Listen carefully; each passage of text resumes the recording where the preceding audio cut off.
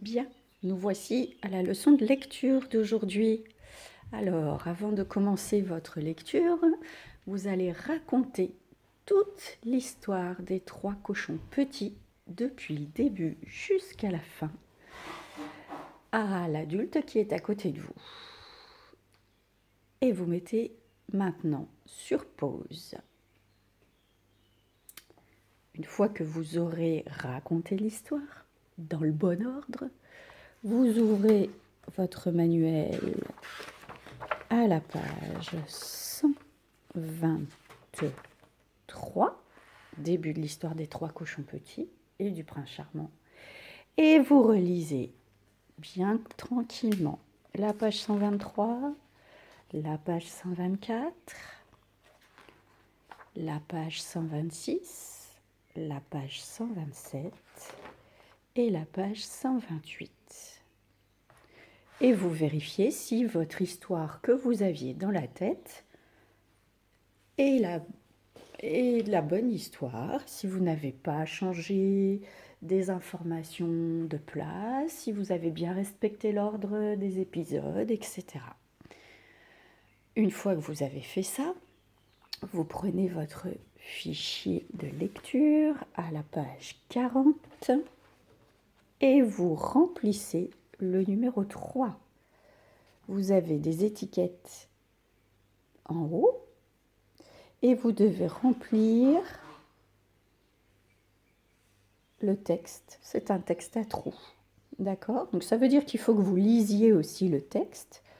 Je vous rappelle, on lit le texte, on met le mot qui va bien. Une fois qu'on a écrit le mot, on le barre. Comme ça, on est sûr de ne pas le remettre. D'accord? Donc mettez en pause et faites l'exercice. Voilà, moi aussi j'ai fait l'exercice. Vous pouvez regarder la correction maintenant. Voir si vous êtes trompé ou pas. Si vous êtes trompé, vous corrigez, bien sûr. Ici, en remplissant les petites étiquettes, vous venez de faire le résumé de l'histoire, de la fin de l'histoire. D'accord? C'est bien. Alors, à la dernière lecture, on avait commencé à travailler avec la lettre I et sur l'exercice numéro 6, vous aviez rempli le tableau avec les mots soulignés. Dans la première ligne, on avait mis les mots où on entendait un, et dans la deuxième ligne, les mots où on n'entendait pas un. Aujourd'hui, vous allez continuer la page, c'est-à-dire que vous allez faire le numéro 7. Il y a des mots dessous qui sont écrits là. Lisez-les, mettez sur pause. Bien, vous les avez lus. À mon tour de les lire pour vous. Machine, dessine, patin, patine, timbre, installer, fin. Alors, ce fin-là, c'est la fin de l'histoire, par exemple. D'accord? Le timbre, est-ce que vous savez tous ce que c'est un timbre? Oui, certains savent, c'est le petit... C'est ce qu'on met sur une enveloppe pour qu'elle puisse être postée. Patine, c'est quand je fais du patin à roulettes ou du patin à glace. Patin, c'est l'objet que je mets à mon pied pour pouvoir patiner. Dessine, vous savez, machine, c'est fait. Vous allez remplir le tableau qui est dessous. Donc, avec ces mots-là, vous allez les écrire dans le tableau.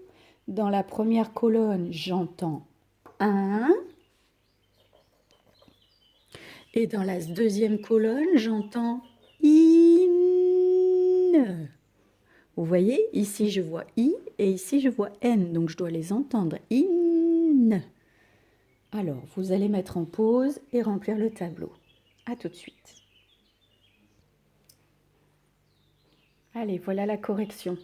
Je vous laisse le temps de regarder. Donc ici, on a bien mis patin, timbre, installé, fin, n'est-ce pas? Donc quand mes oreilles entendent un, avec ma lettre I, je vois IN ou IN. IM. Vous vous souvenez de pourquoi je peux voir IM aussi? Alors, allez-y, expliquez à l'adulte qui est à côté de vous. Moi, je n'entends pas grand-chose, hein. Alors, je vous rappelle que devant le B de bébé, le M de maman et le P de papa, le N se transforme en M, car ces trois lettres-là vont lui faire un câlin et ça va lui rajouter une jambe. Vous vous souvenez de ça? Très bien. Donc là, j'entends un et je vois IN ou je vois IM. Et ici, j'entends in. On y va, regardez. Machine, dessine, patine. Ah, on utilise toujours la lettre I. Mais après la lettre N, je rajoute un E. Souvenez-vous, le E, il a toujours envie d'entendre chanter la lettre qui est devant lui. Donc ici, le N. Donc c'est le IN. Ça veut dire que si je prends une feuille et si j'écris déjà avec ma lettre I, quand je vois ma lettre I, je peux faire un et je l'écris comme ça. D'accord? Ou je peux faire in et je l'écris comme ceci. D'accord? Et par la suite, on verra ce qu'on peut faire aussi avec la lettre I. Ça va? Bien, alors maintenant, vous allez reprendre votre manuel à la page 129 et vous allez écouter. Je lis ce qu'il y a en haut. Un cousin et un voisin qui attrapent un E se mettent au féminin et deviennent une cousine et une voisine. Mais le machin n'est pas le mari de la machine. Et le sapin, il ne prend jamais de E et n'a pas de féminin. Vous avez entendu? Donc le cousin et le voisin, où on entend un, attrape un E au féminin, vous savez ce que c'est, et ils deviennent une cousine et une voisine. Mais ici, on entend bien in. Mais le machin, on entend un, n'est pas le mari de la machine, on entend in. Et le sapin, on entend un, ne prend jamais de E car il n'a pas de féminin. D'accord? Alors, vous lisez la dernière partie du tableau. Vous lisez la dernière ligne de cette partie-là. Et vous lisez cette partie-là. Mettez en pause. Et quand vous aurez fini, on reprend ici. Bien. Alors j'y vais. Si je lis un jardin, et je vois ce qui est transformé, je jardine. Vous avez vu que si j'enlève le E à la fin de jardine, j'ai bien jardin. Donc jardin, c'est le mot de la famille de jardine. Et pour entendre in, je suis obligée de rajouter le E. Un câlin, je câline. Même chose. Donc ça veut dire que maintenant, à chaque fois que je vois ces lettres IN, il faut que je regarde la petite lettre qui est derrière et qui va me dire si je prononce un ou in. Un cousin, une cousine, un voisin, une voisine. Ça va? Après, vous lirez le numéro 1, le numéro 2. S'il y a des problèmes Parce que vous ne connaissez pas le mot, demandez-le à l'adulte qui est à côté de vous. Allez, mettez en pause, faites votre lecture. Une fois que la lecture est finie, vous reprenez votre fichier de lecture et vous allez faire le numéro 8.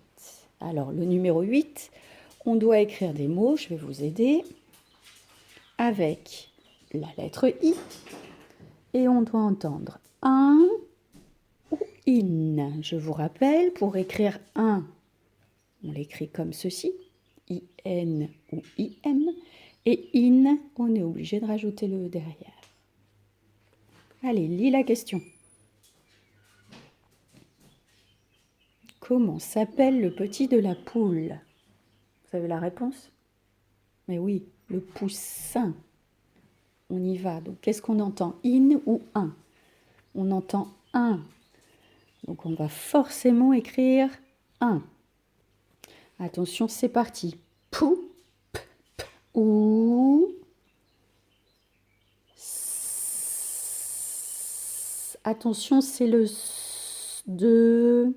Ah zut, je me souviens plus. Qu'est-ce qu'on avait mis? De classe. D'accord? Le S est coincé entre deux voyelles. Donc attention, il va falloir en rajouter un. D'accord? Poussin. Et le 1 à la fin, vous savez l'écrire. J'écris la réponse.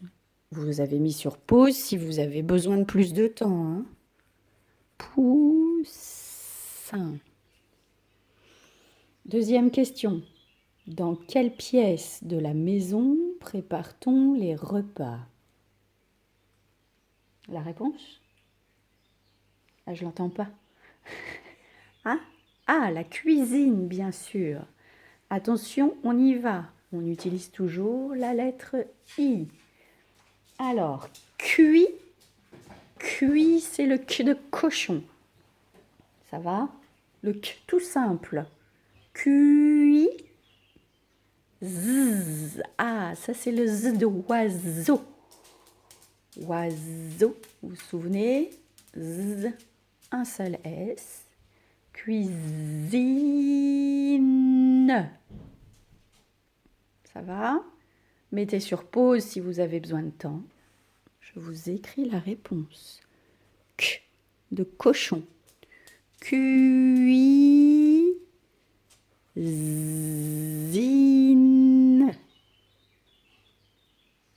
Voilà. Ça va? Bien.